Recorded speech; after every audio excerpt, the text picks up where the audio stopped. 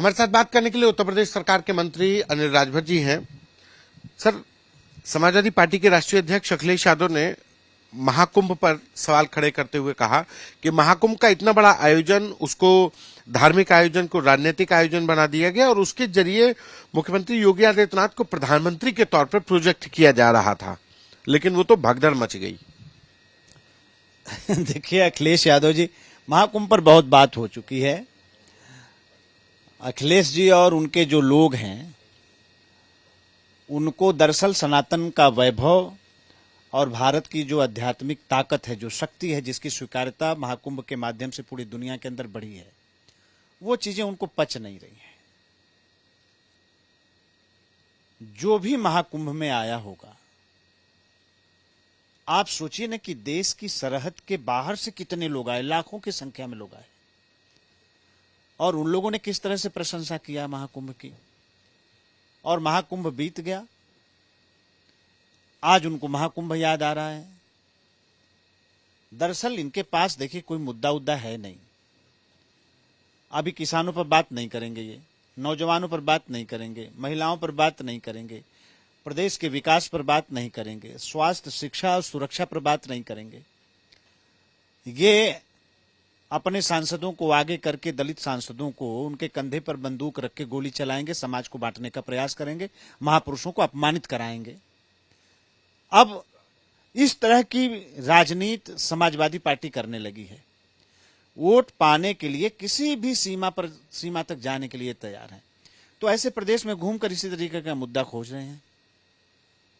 Samajwadi party के नेता अखिलेश यादव ये भी कह रहे हैं कि मौजूदा में कई जिलों का नाम लिया, चित्रकूट, महोबा, आगरा, मैनपुरी का नाम लिया कि वहां पे सिर्फ एक जाति के लोग ही थानेदार हैं, मतलब एक जाति के लोग ही थानेदार हैं। पीडीए का नाम लेकर के कि पीडीए वाले का जो मानक है वो उसको पालन नहीं किया जा रहा है। भाई देखिए, अखिलेश यादव जी जब सरकार में रहते हैं तो उनको पीडीए याद नहीं आता है।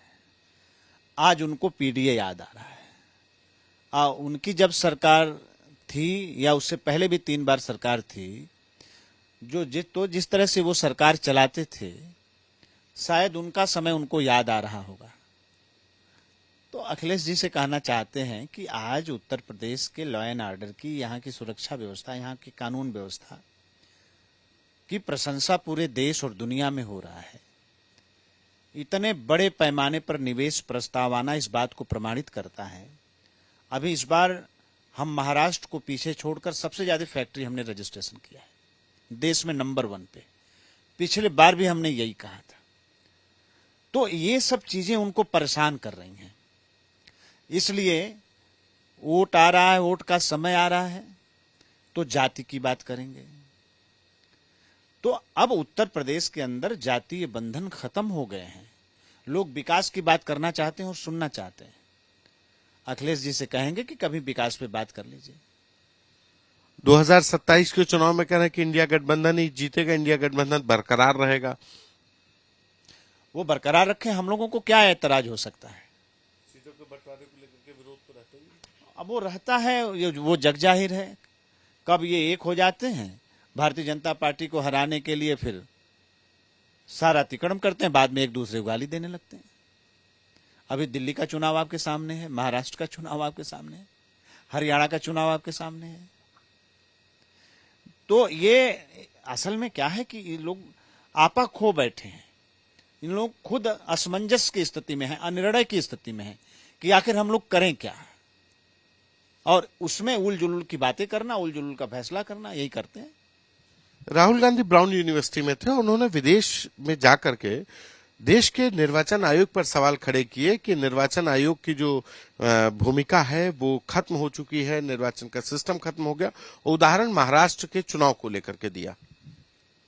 देखिए, ये पहली बार तो हुआ नहीं है कि देश की बाहर जाकर राहुल गांधी जी, आप एक वाकया बताइए जब इन्होंने देश की सेना की प्रशंसा की हो, देश की गौरव की कहीं जाकर देश के बाहर चर्चा की हो। ये इनकी प्रकृति ही नहीं है, इनका स्वभाव ही नहीं है। और मैं तो जानबूझ के कह रहा हूं, कोई कड़ा शब्द नहीं प्रयोग कर रहा हूं। इनकी प्रकृति ही नहीं है कि कभी भारत के पक्ष में कोई बात करें, कोई काम करें। जिस चुनाव आयोग की प्रशंसा आज पूरी दुनिया में होती है, जब भारत में चुनाव होते हैं तो दुनिया सीखने के लिए भारत में आती है, हमारी व्यवस्था को समझने के लिए भारत में लोग आते हैं।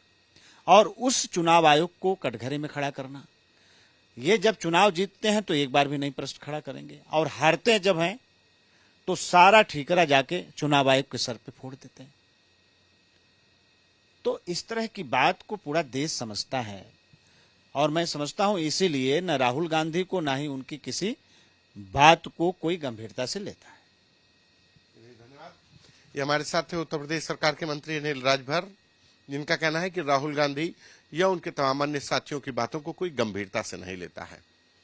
कैमरा पर्सन संदीप के साथ संतोष कुमार, आज तक।